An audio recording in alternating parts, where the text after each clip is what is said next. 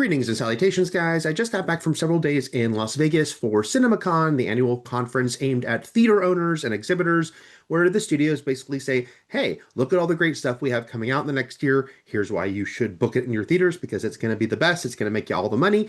And then we, see what actually happens in the next year as those movies come out and we see which ones are hits and which are not. But, you get your first look at a lot of things. You get new looks at a lot of things. And some of these trailers I know have come online since. They will sometimes time it out so that they do go public, but a lot of them are just for us in that room and are eventually released, in weeks and sometimes months to come, depending on how far down the line the movie is. So I want to talk about my 10 favorite things at CinemaCon, the 10 presentations that I thought were most impressive or stood out or basically made me, in some cases, take note of a movie that was completely off my radar or take a movie I was already pretty aware of and then, make me say, wow, okay, this one is really looking strong. That means I'm not going to list some things that I still really dug. I'll do a little bit of a honorable mention kind of roll call here. The Spider-Man movies. There was both Brand New Day and Beyond the Spider-Verse at the Sony presentation. They both looked really cool. With Brand New Day, they really concentrated on one long sequence they showed us, but it was very character-centric. CinemaCon is not Comic-Con, so they're not going to kind of go as splashy all the time with, here's a big Hulk scene, a Punisher scene, here's the reveal on who Sadie Sink is playing. This was a character-focused moment about Peter and where he's at in his life and the fact that his friends don't remember him. I thought it was really good scene. And then we had the Beyond the Spider-Verse footage, which, very, look, I love this series so much. It looked really cool. It was mostly focused on picking up right where the last movie left off and then giving us a quick little sizzle reel. Already sold on those movies, still just as sold. Evil Dead Burn, I thought that looked really cool and creepy and Evil Dead-y. It's kind of going a bit more throwback, Cabin in the Woods style. With what we saw there, lots of great ghoulish imagery that you want in an Evil Dead film. And then the DC stuff, Supergirl and Clayface. Supergirl looks good to me. It hasn't completely wowed me yet. I love the comic it's based on, Woman of Tomorrow, and the footage they showed was fun, but didn't quite sort of, elevate to that next level. I'm still into what I'm seeing, but not just, mega psyched about it. Clayface, I was very intrigued by the quick teaser we got. Horror imagery, going into a very different direction in the new DCU here that I am excited to see. We just didn't get that much of it. So I can't say it was one of my 10 favorite things. It was a cool part of CinemaCon. And then the Odyssey, the only reason I'm not mentioning the Odyssey is most of the footage they showed us was the same stuff they released last year as that extended IMAX preview, which I thought was just an odd choice. These are theater owners. They definitely have seen it. Us in the press, most of us have seen it. So it was just strange to mostly focus on a sequence that has been out for many months. Sequence is great. This movie looks amazing. Just they didn't really show us anything spectacularly new to make it stand out that much. I think everyone is already sold on this movie, though, pretty well. There is a Korean sci-fi movie. I hadn't heard about it at all yet. Neon is the one releasing it in America. It's called Hope. And the cast includes people like Michael Fassbender and Alicia Vikander. And what we saw was very cool. And, it's sort of a strange monsters, maybe aliens, attack movie. Lots of, stuff where people are facing off with these strange looking creatures, very huge and tall and towering. And it was very, quick cutting, but I am excited to see more of that film. Let's get into the actual 10 things that I thought were the best and the most standout of CinemaCon 2026. I'm just going to go in alphabetical order here, and I'm going to start with the big one, which is Avengers Doomsday. This was literally the last movie to present at CinemaCon, and it was certainly a great way to go out. At this point, the MCU is in this strange place, and they've had a couple of massive hits in the past couple of years, but they've also had a lot of movies that have underperformed for how they've done in the past, and there's been this feeling of a lack of cohesion, certainly, and that there's a lot resting on this movie more than there might be, but they certainly delivered with what they showed us here. I mean, it's the trailer, and it'll be out sometime in the next few weeks, I presume, by Mandalorian and Grogu. I would expect. I'd be surprised if it's not in theaters by that point, but probably earlier. We'll see. You've probably seen the descriptions at this point online. It delivered all those fanboy moments. Look, I am a lifelong Marvel fan. I love the MCU overall. Even with some of the stuff that hasn't worked as well in the recent years. And this had, huge moments to make people cheer. It had Gambit fighting Shang-Chi. Anything with the X-Men, I was very excited about. So when you see Yelena face off with Mystique, and Mystique changes into Yelena, it was great. It was hard not to be really hyped by all that stuff. And getting our first look at Doctor Doom. Downey is doing a very different voice for it. He's only in the mask in the footage the whole time that we see him in the trailer, and he definitely has a very different presence. He is not playing it anything like he's playing Tony Stark. So it was a huge moment, that trailer. It felt like a Comic-Con moment because it got that kind of reaction, massive cheers. They showed it twice. There are people that are just done with the MCU. They're just like, it's not for me anymore, or maybe it never was. And then there are people that, share the issues that they've had in recent years and the, complaints like there's been no build up for Doctor Doom. He's just kind of coming in now. And I agree with some of that. But what they're presenting us with here is hard not to get excited about. If you've ever been into this world, I think you'll be pretty excited by this trailer, and I think you're going to want to see this movie. So, Avengers Doomsday, as far as really going, big with something splashy that they kind of needed to, this trailer is certainly an attention getter, and yeah, I think is the kind of thing you need to get people hyped. I am not ranking these, but if I were, I'd be a little tempted to put the Beekeeper 2 kind of jokingly at number one, but kind of not. As far as just a goofy delight, this one, the footage they showed us was so spectacularly silly.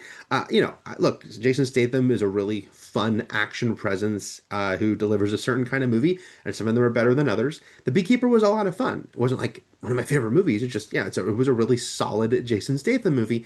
But this sequel, they are definitely leaning more into the ridiculousness of this world. It's a little more self-aware, and it seems to be delightfully so based on what we saw. I mean, this was footage where Jeremy Irons delivers lines with a straight face, talking to Statham about how the beekeepers have gone rogue. And then my favorite quote of the week, I think, of any movie footage that we saw was Jeremy Irons telling Jason Statham that the beekeepers have kidnapped the president. Statham, huge action scenes. He's got an old Dodge that he's got a minigun in the passenger seat he's shooting people with. He uses bee stings to somehow cure himself of something at one point. It's all just ridiculous and wonderful. And there's a part where he burns a guy with a flamethrower directly to the face, and then he has a line about stop being a hothead. And so, super old school Schwarzenegger type pun. I am definitely into that. I thought it knew what it was in a big way, the Beekeeper 2 footage, and I feel like embracing the ridiculousness of this whole world they created in the first one is a good way to go with this. So this was just a really, really fun presentation they had with that footage. Paramount's Children of Blood and Bone made a great impression here with both the way they presented everyone involved in the movie and then the actual sizzle reel, which was really good. I've not read the book that this is based on, but first it was as far as presentation goes, it was great because they had people on stage drumming and dancing. As the cast came out one by one and introduced themselves and who they're playing and why they wanted to be in this movie. And you've got people like Regina King and Chiwetel Ejiofor, Damon Idris, Amanda Stenberg, and then the director, Gina Prince Bythewood. I've been a big fan of hers and stuff she's done, like The Old Guard, the first one that she did, which was a really cool action movie. We don't speak of the second one so much, but she did not do. The Woman King, she has really shown she can do action, spectacle, and it really feels like all of that's infused here into the footage we saw and the Afro-futuristic world here, and that there are actual magic and creatures involved. It looked really fantastical, but in this cool world that she's created. It was just, yeah, it was a really great sizzle reel and makes me want to read the book first and foremost in the lead up to this movie, and I'm excited to see the film now. Next up is A Colt Is My Passport, which is a movie I had no idea about going into CinemaCon that it was even coming, and then really wowed me with the footage here. This is Gareth Evans, the director of The Raid, doing a remake of a movie from the 60s, a Japanese movie. And basically it's, this guy who's on the run from Tim Roth orders this guy killed. Maybe he's a hitman or an assassin that they have some falling out. It wasn't quite clear on that. That's okay. The movie will explain it. Tim Roth wants this guy dead, but it's going to be very hard to do that. because this character played by Chape Dibershow is just, a certified action movie badass.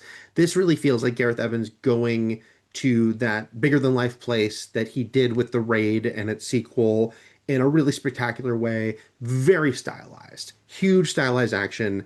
Our lead character just seems to have, unlimited amount of bullets, crazy shootouts, just, insane action, really fast paced, mixing gunplay and axes and swords. I think there was everything was thrown in there.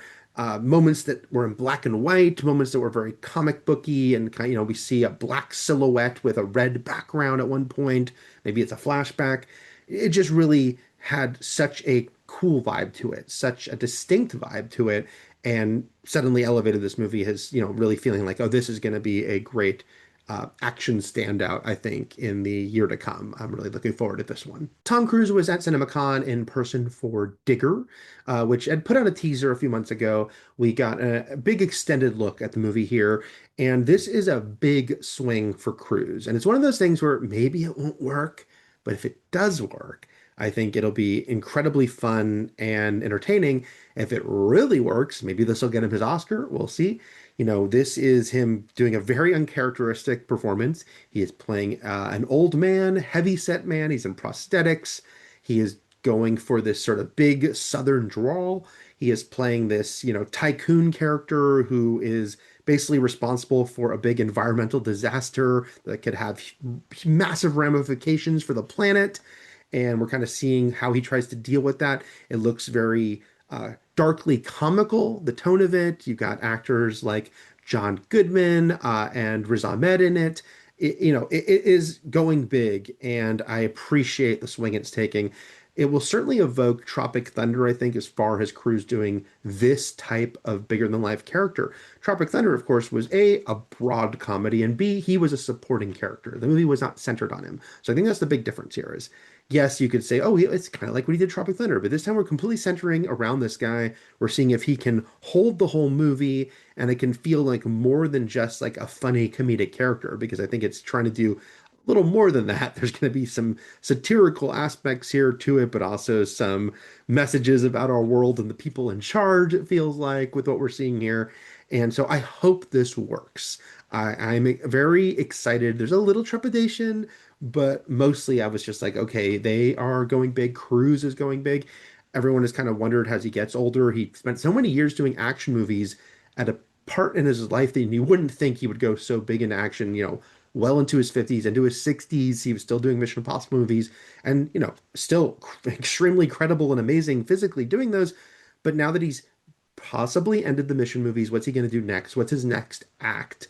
And this feels like, man, if he goes for this kind of crazy sort of character role, and maybe this can be the beginning of a new series of movies for him, not like a Digger franchise, but movies where maybe he goes into some different places. That would be really exciting at this point of his career. I really liked what we saw of Disclosure Day at CinemaCon. I am pre-sold on any movie that's, well, Spielberg alone, Spielberg's name alone. He, as a filmmaker, of course, and him going back to sci-fi, really exciting. That being said, the trailers have just been okay so far. It's like, okay, I'll check this out, but it hasn't really had that wow factor. The footage they showed us at CinemaCon, that was the strongest by far of anything that, has been presented so far of the movie. And just, we kind of got this idea that it's almost like a darker Close Encounters. It's some form of alien contact is happening.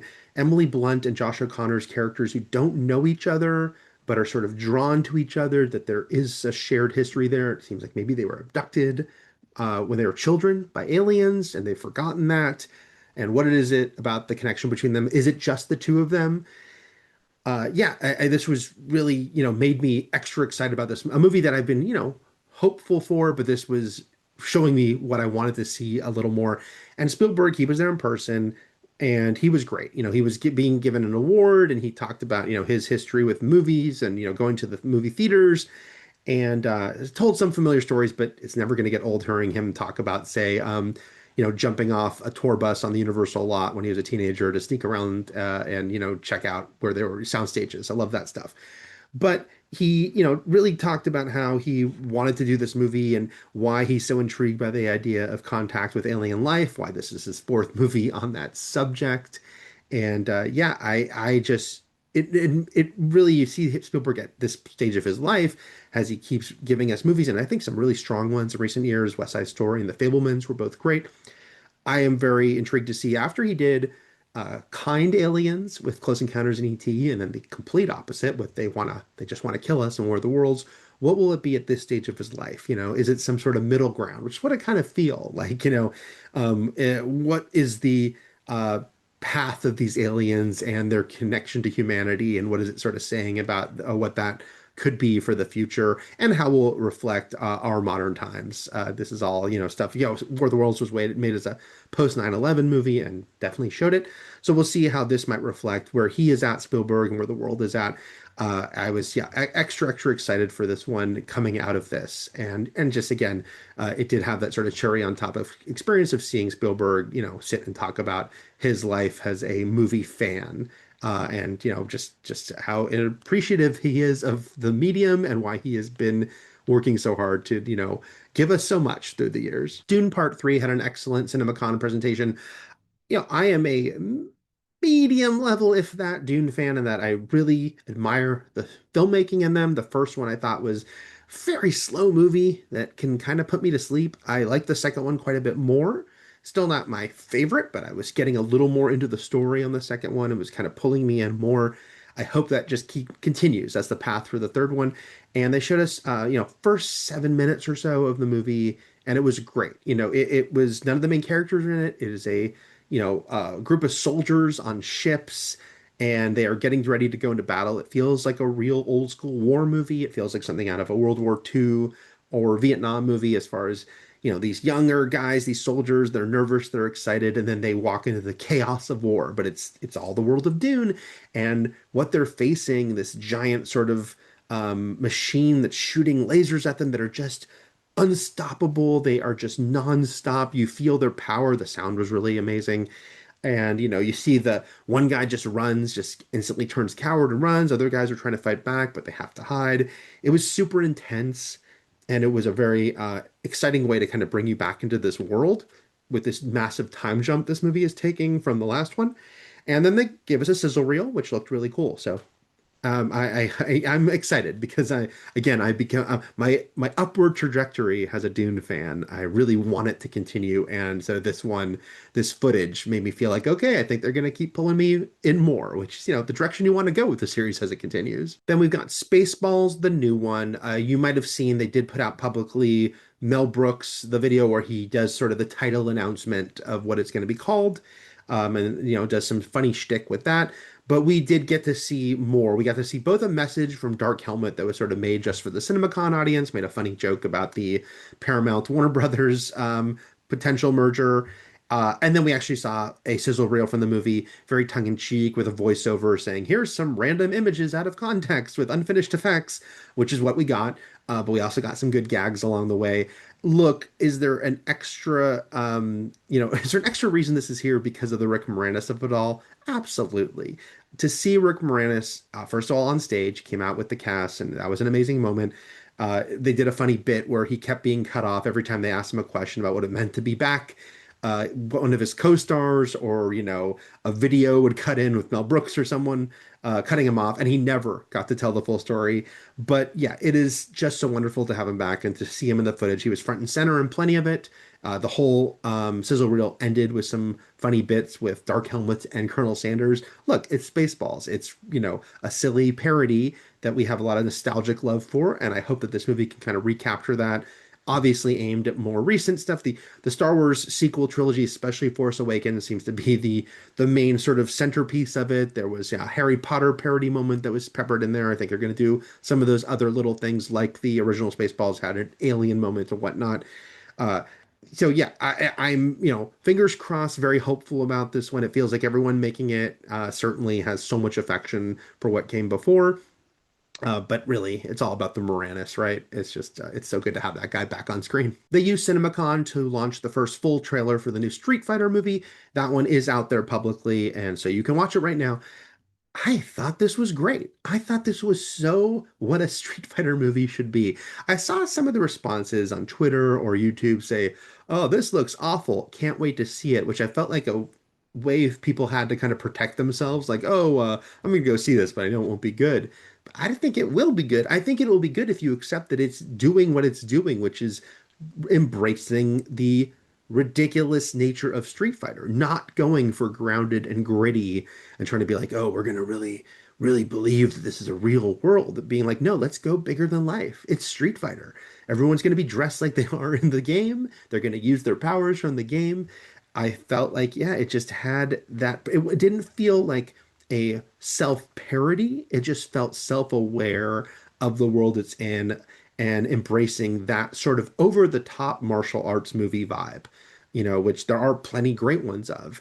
And why not lean into that? And so, yeah, I look, I played Street Fighter 2 plenty, and I've played some of the other games, and I have nostalgic love for the 1995 movie with Van Damme, which is 95 or 94. Anyway, it's not a good movie, but I have a nostalgic affection for it. But I feel like this, so I'm not like some lore expert, by the way, on Street Fighter. I have that background with it. But yeah, this just felt like, hey, remembering the love for Street Fighter, what it was, getting it all in there.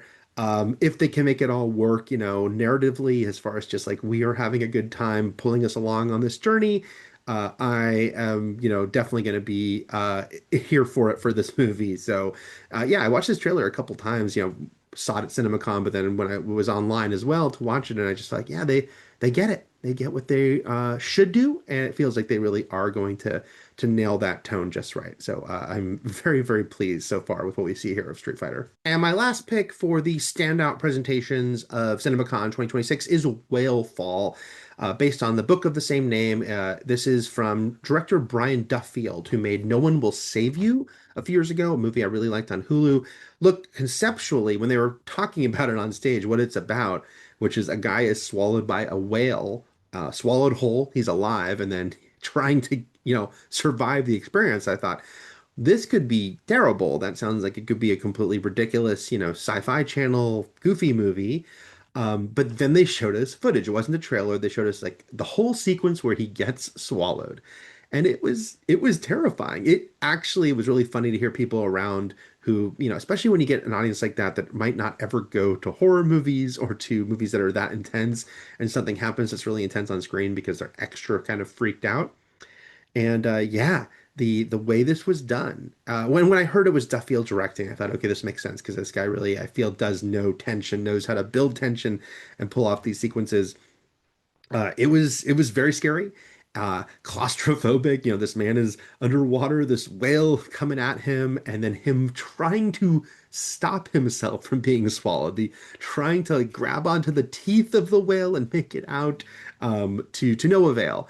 No, it was really freaky. Can the movie sustain itself after that? How did they do a movie about a guy inside a whale and what happens next? I have no idea. Maybe I'll read the book to see how they do it in the book. But even if I read the book, I think cinematically that's going to have to be very different how you convey that all. But it certainly, I want to see the answer to that after seeing this footage. It was real and made a big impression in a really cool way. So I think if Whalefall works, and now I'm very much thinking it will be one of those movies that will, yeah, really freak people out in all the right ways. So those were my picks for the 10 standout presentations slash footage that we saw at CinemaCon 2026. Most of these movies are coming out this year. A couple of them will be in 2027. Look, will every one of them live up to what they showed us here? Maybe not. Probably not. Sometimes things, end up disappointing. They can give this great first impression that they can't live up to. But my fingers are crossed. I like to like things, and all of these are now so high on my radar that I want them to be able to live up to what they were showing us at this conference. Because yeah, it looks like there could be some really good stuff up ahead. If you can like and subscribe, that would be great. And that's it for now. Take care.